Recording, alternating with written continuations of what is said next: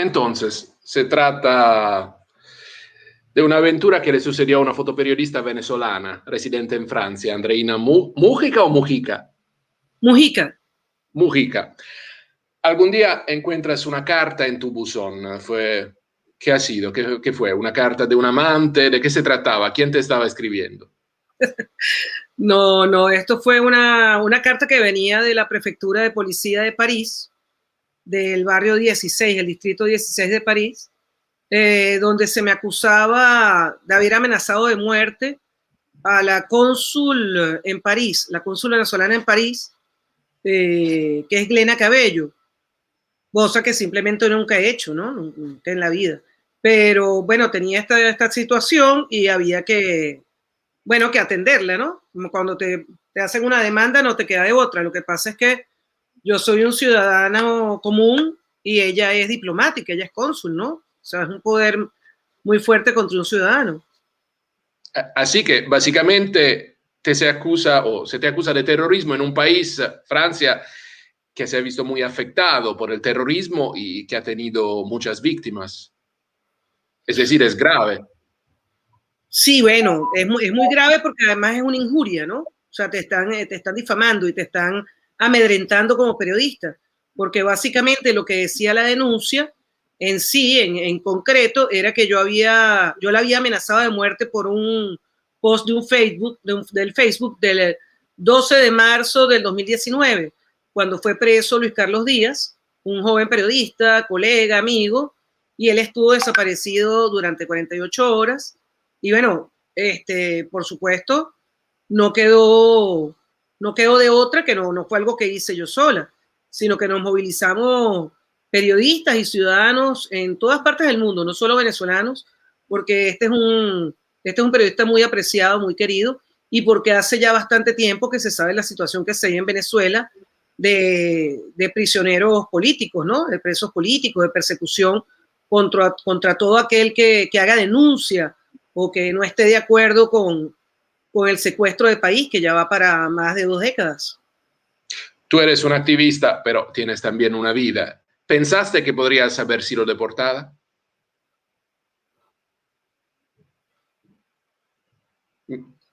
Se cortó la Andreina, última parte. sí, ¿pensaste que podrías ¿Sí? haber sido deportada de Francia? No, eso no es posible porque primero yo soy ciudadana europea, pero segundo yo hago una vida normal, cotidiana en Francia desde hace 11 años y no cometo ningún tipo de delito. Entonces, no hay un por qué existe una posibilidad de deportación. Tú eres una periodista y entonces conoces el problema. Uno de los problemas más graves, más grandes, es el hecho de que la gente en Europa no cree, muchos no creen en lo que está pasando en Venezuela. Uno de los problemas más graves es que tú te enfrentas a una pared. ¿Qué reacciones tuvo, por ejemplo, la policía cuando le contaste tu historia? ¿Sabían algo de Venezuela? ¿Sabían algo de lo que estaba pasando? Realmente la policía como tal no. Los abogados que decidieron representarme pro bono, que es una firma importante y prestigiosa no solo en París, sino en otras partes de Europa. Sí, el maestro Simeré, concretamente sabe todo lo que pasa en Venezuela porque es un hombre que se interesa mucho en la defensa de los derechos humanos, que fue embajador, defensor de los derechos humanos en Dinamarca por Francia, y que además hace apenas 2 años yo lo entrevisté cuando Juan Guaidó aparece en escena. Entonces, es un hombre muy comprometido y él sí sabía. La policía no, la policía estaba muy impresionada porque, bueno, era como ellos llaman, un sujet très délicat, y claro que era delicado lo que se planteaba, porque era una persona diplomática que estaba sintiendo una amenaza de muerte, que estaba denunciando una amenaza de muerte, a lo cual ella agregó que yo estaba creando un movimiento social en su contra en Francia, que ella había recibido llamadas amenazantes, que ella temía por su integridad y por la de su familia. Entonces yo me permito introducir con traducción libre al expediente quién es su hermano Diosdado Cabello, que los Estados Unidos ofrece nada menos que 10 millones de dólares por información, que está acusado, que está absolutamente vinculado al mundo del narcotráfico. Entonces, más o menos, ¿cómo es que estas personas dicen temer de mí que no he hecho otra cosa que no sea un post o que no sea denunciar lo que ocurre en Venezuela y darle voz a aquellos que en estos momentos viven aterrorizados en una dictadura? Alguien te defendió gratis, así que te viste obligada a buscar un abogado para defenderte. Es decir, que la situación es tan absurda que primero tienes que defenderte y después los franceses opinan o deciden si efectivamente tú cometiste un crimen o no. Bueno, claro, eso, o sea, todo ciudadano en un país democrático puede hacer una denuncia si efectivamente teme por su vida. Pero cuando tú atacas a alguien sin fundamento y sin bases, eso también trae consecuencias, porque estamos hablando del país, de que es la cuna de la Declaración de los Derechos Humanos, que el artículo 19 nos permite y nos libera de este tipo de presiones, porque es nuestra libertad de opinar, de denunciar, de decir, de tener un criterio propio.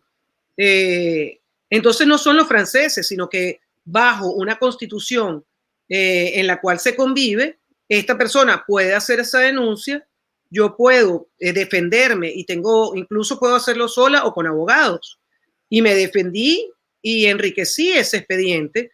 Ahorita se estudia y bueno, lo más probable es que digan que no hay base y entonces ya se estudiaría con los abogados la posibilidad de una contrademanda por injuria y por abuso de poder. Es muy grave en Francia, ¿eh? Una tontería. Esta es una mala aventura, pero yo soy un periodista también que cubre eventos europeos.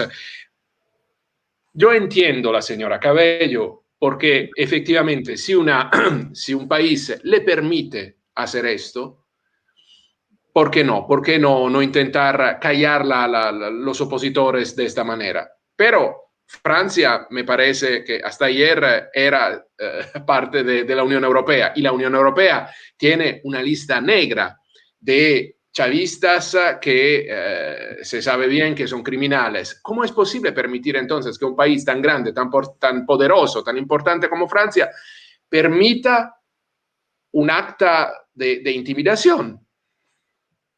No, pasa es que hay que dividir las cosas. Primero, la Unión Europea tiene una lista, junto con Canadá y los Estados Unidos y otros países, de personas que ya son perseguidas y que ya son vistas como delincuentes.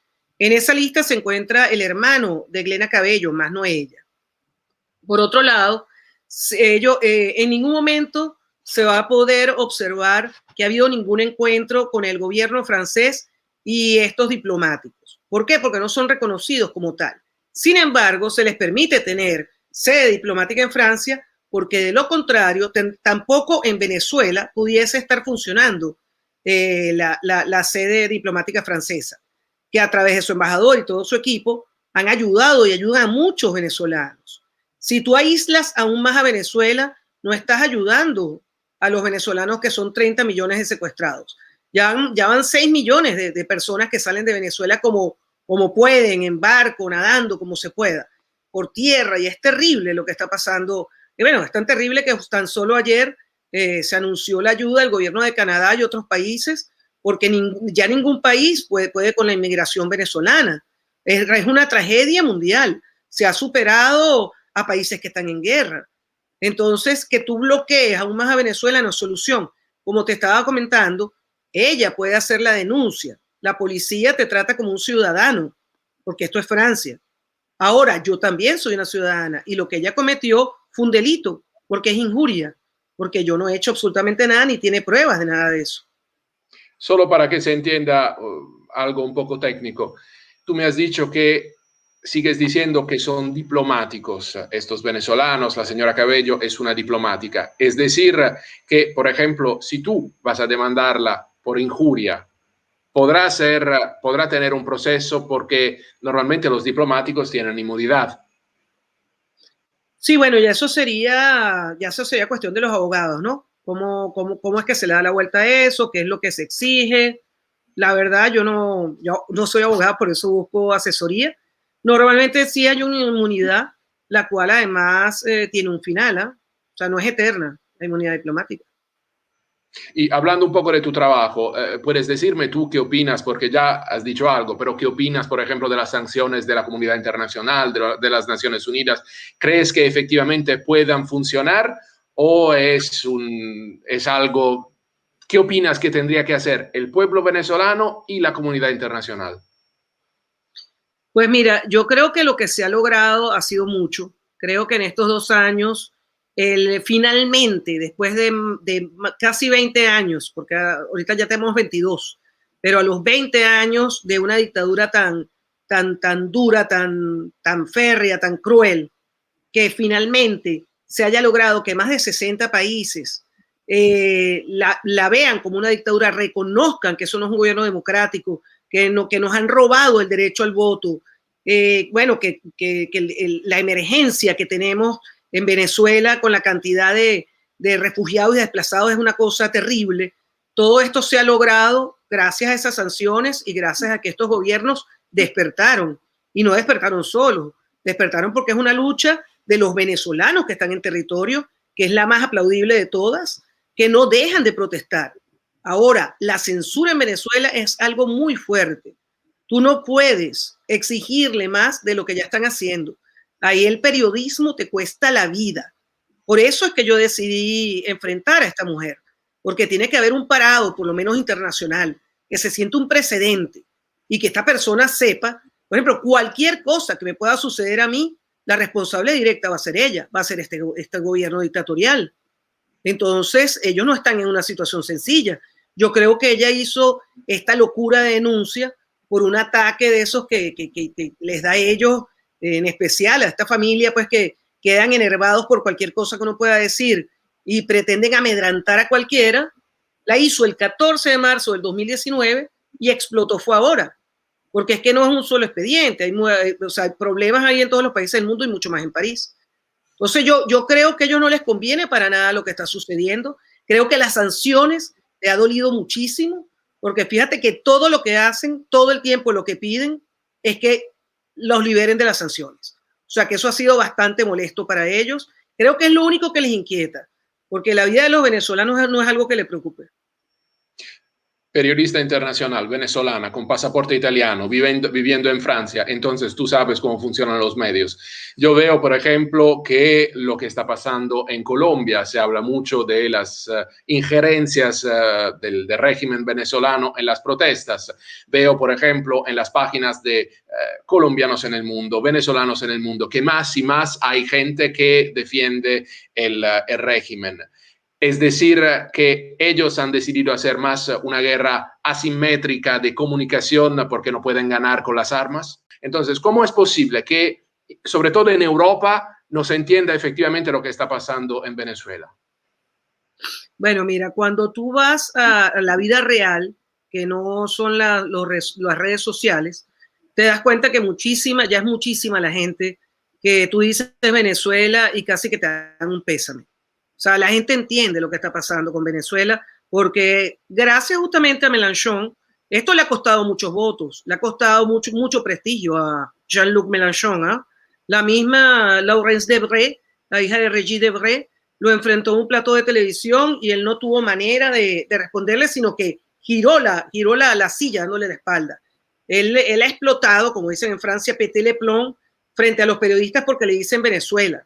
Él está realmente desesperado, pero él mismo se hizo esto y él logró llamar mucho la atención de Venezuela, y es un país donde tú dices, bueno, pero explíquenos cómo es que hay 6 millones de venezolanos que han huido de ese país y siguen huyendo desesperados, ¿no? O sea, esto le ha hecho mucho daño. Venezuela, tristemente, se ha convertido como en el coco, en la leyenda del coco, que en cualquier país donde algún político intenta defender un régimen corrupto y cruel y que persigue periodistas y persigue ciudadanos y tiene aquel país que fuese petrolero, otrora, ahorita en una decadencia y en una pobreza realmente lamentable, termina siendo perjudicado por esa vinculación.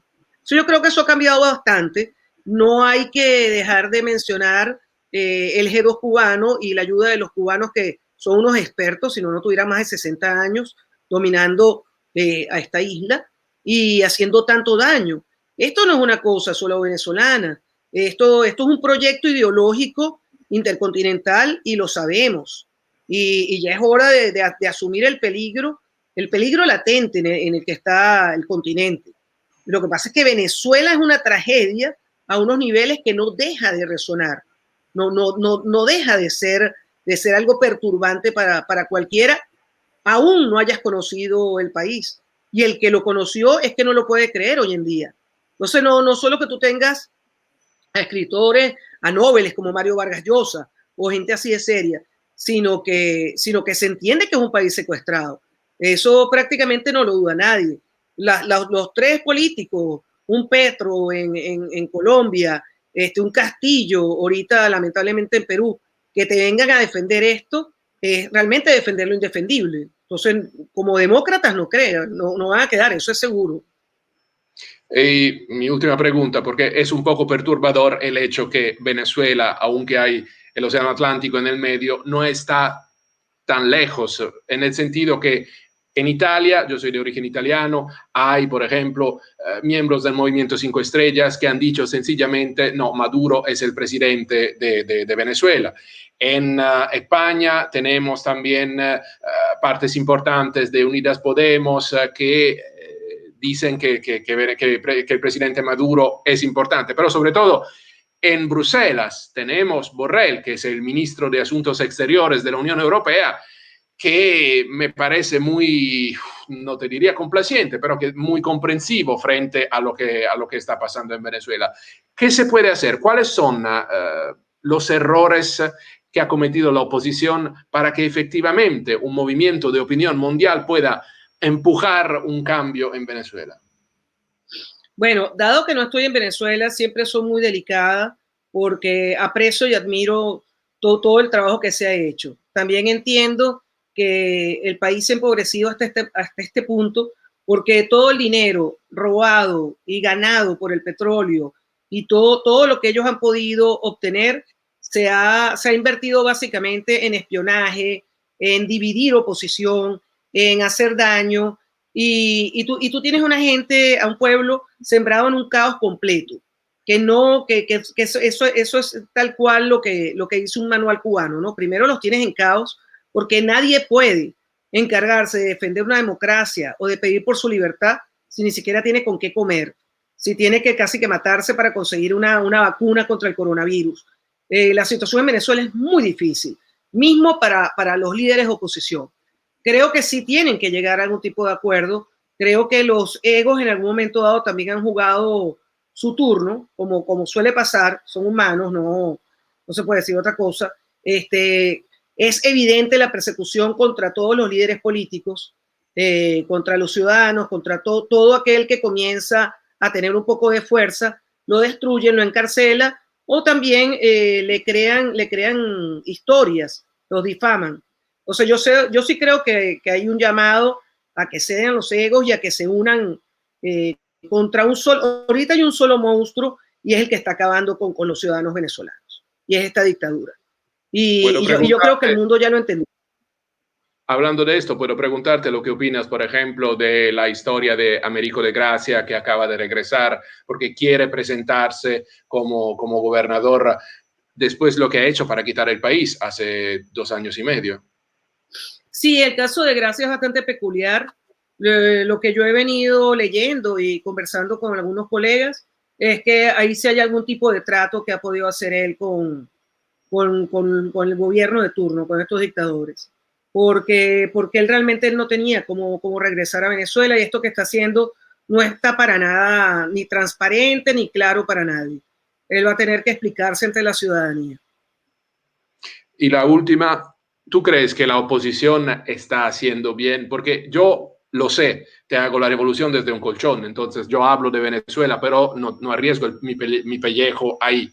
Pero cuando escucho, por ejemplo, el presidente Guaidó, que me dice, estamos bien, vamos bien, después de años que no cambia nada, yo me parece un poco una tomadura de pelo, y lo digo como franco-italiano, y me imagino que los venezolanos todavía están más molestos. ¿Qué opinas tú? Yo creo que se ha trabajado muchísimo para desprestigiar a Guaidó. Creo que Guaidó debería deslastrarse de alguna gente que es un peso en el ala, pero hace mucho tiempo que no lo escucho decir que nada va bien. Yo creo que él la trabaja muy duro, que sigue dando su vida en Venezuela, y vuelvo y te repito, creo que tiene que haber una unión entre todos los líderes contra un solo criminal, que es el que está en el poder, que es el que tiene secuestrada a la nación. Para eso tienen que haber, obviamente, ayuda internacional, negociaciones con otros países y lograr que esta gente se quiebre de una vez por todas y entreguen al país. No existe una posibilidad y una transición sin que se lleguen a acuerdos. En las guerras, en la Primera y la Segunda Guerra Mundial, siempre se ha llegado a un acuerdo. Que no nos guste el nombre, que no queramos que ninguna de estas personas puedan salir libres de todos sus crímenes, no quiere decir que esto no vaya a pasar con alguno de ellos, porque tiene que suceder. Tú tienes 30 millones de personas bajo secuestro y tienes al mundo entero, más allá de las fronteras venezolanas, más allá de Colombia, Brasil, Guyana, etcétera. Tú lo que tienes es al mundo entero recibiendo venezolanos. Bueno, ya hay coyotes. Dios mío, o sea, hay coyotes venezolanos para pasar a México, de México a Estados Unidos. Es terrible la situación. Entonces, yo sí creo que Juan Guaidó es un hombre honesto. Yo creo que sí ha hecho mucho, que se tiene que hacer más y que tiene que salir de alguna gente que lo rodee, seguramente. Andreina, esperamos que esta pesadilla se termine algún día. Muchísimas gracias. Gracias a ustedes y saludos. 1.000.000 de gracias por tu apoyo.